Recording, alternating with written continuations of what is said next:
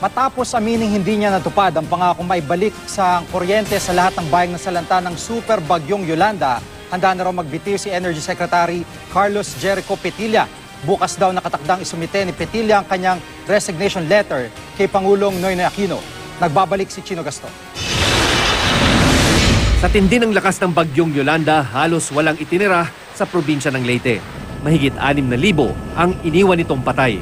Sinira ang halos lahat ng kabahayan, kabuhayan, mga matataas na gusali, pati ang airport. Sinira rin ito ang power supply sa probinsya, kaya sa loob ng ilang linggo, nanatili sa kadiliman ang probinsya.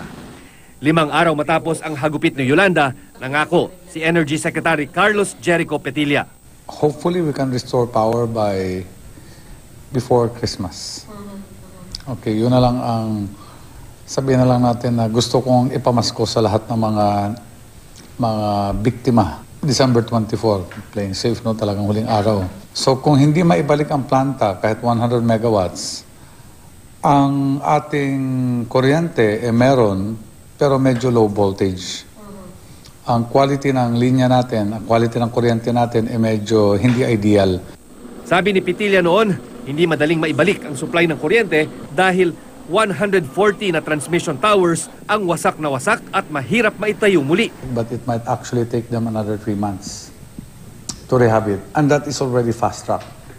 The timetable is not as long as we would have expected it to be.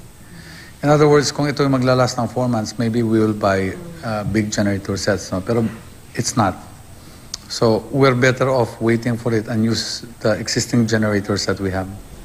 Kahapon bisperas ng Pasko, sinabi ni Petilla na nagawa niya ang pangako niya. Pinaliwanag din ito bakit maraming bahay ang wala pa ring kuryente. Ang promise ko naman ay dalhin yung kuryente sa bayan. Okay, so sa bayan sa city ng Tacloban, meron na tayong kuryente. Sa residents and other buildings, papailawan din natin. But only for those who are ready. Responsibility mo na ang electrical system ng bahay mo is ayos na. At kailangan kumuha tayo ng Bureau of Fire, kumuha tayo ng permit from the city. Sa pag-iikot ng GMA News kagabi, wala pa rin kuryente ang bayan ng Tanauan at Palo. Walang ilaw sa kalsada at mga kabahayan. Sa interview ng GMA News Online kay Petilla sa pamamagitan ng text messages, sinabi ni Petilla na sinusubukan pa rin nilang lagyan ng kuryente ang 2 sa 300 bayan na sinalanta ni Yolanda.